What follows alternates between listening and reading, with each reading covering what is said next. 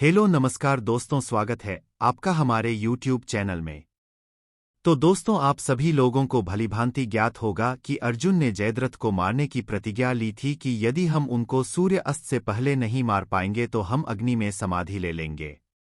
लेकिन बहुत कम लोग होंगे जो जानते होंगे कि अर्जुन ने जयद्रथ को मारने की प्रतिज्ञा क्यों ली थी, क्या है इसके पीछे का कारण। तो बने रहे पूरी वीडियो में और हमारे चैनल को सब्सक्राइब करें, लाइक करें और शेयर करें और वीडियो को जरा भी स्किप ना करें। धन्यवाद। महाभारत का भयंकर युद्ध चल रहा था। अर्जुन युद्ध करते करते रणक्षेत्र से काफी दूर निकल गए थे।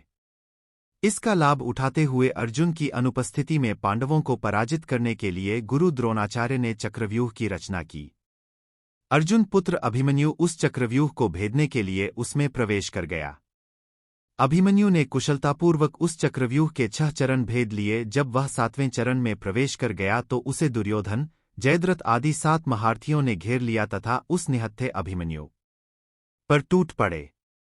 जयद्रथ ने निहत्थे अभिमन्यु पर पीछे से जोरदार प्रहार किया।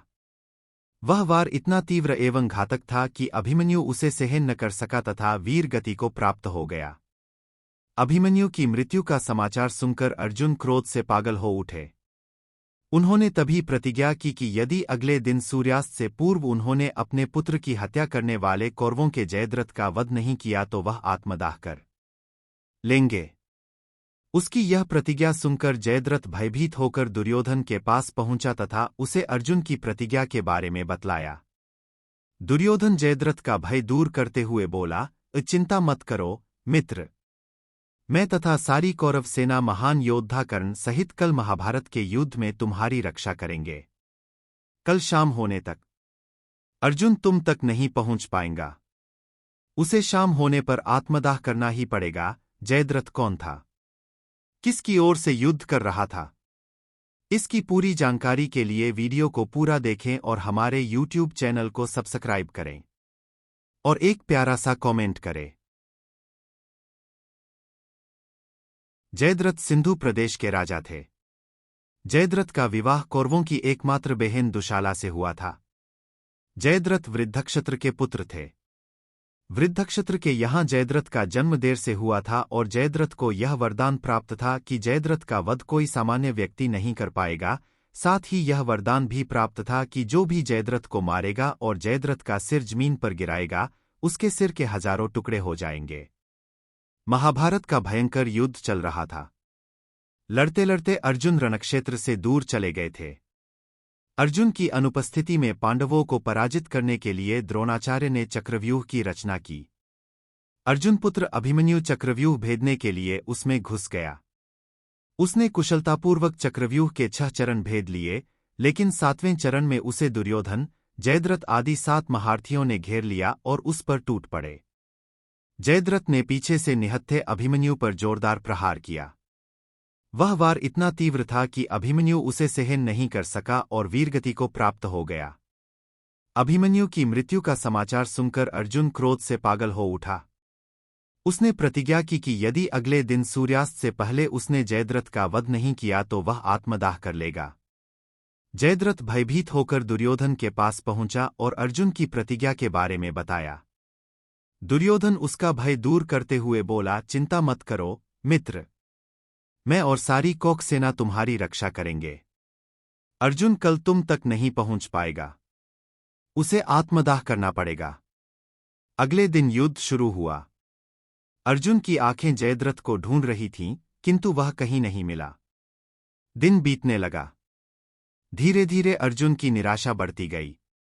यह देख श्रीकृष्ण बोले, पार्थ, समय बीत रहा है और कौरव सेना ने जयद्रथ को रक्षा कवच में घेर रखा है।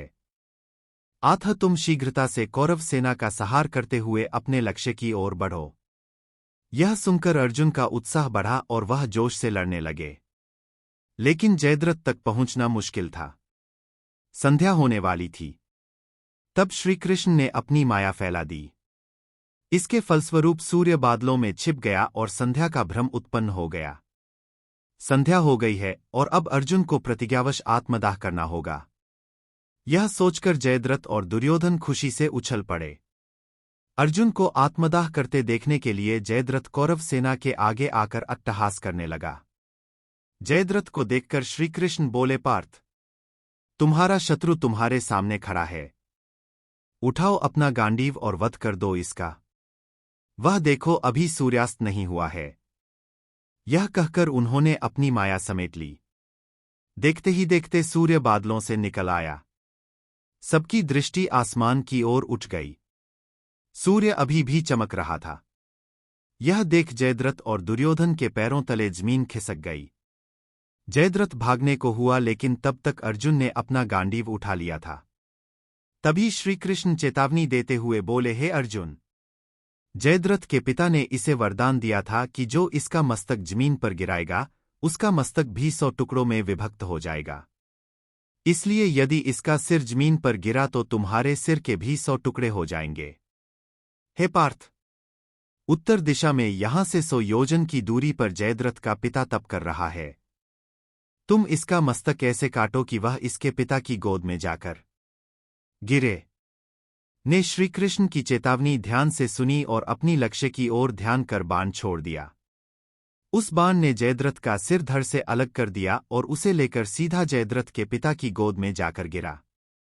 जयद्रथ का पिता चौंक कर उठा तो उसकी गोद में से सिर जमीन पर गिर गया। सिर के जमीन पर गिरते ही उनके सिर के भी 100 टुकड़े हो गए। इस प्रकार अर्जुन की प्रतिज्ञा पूरी हुई।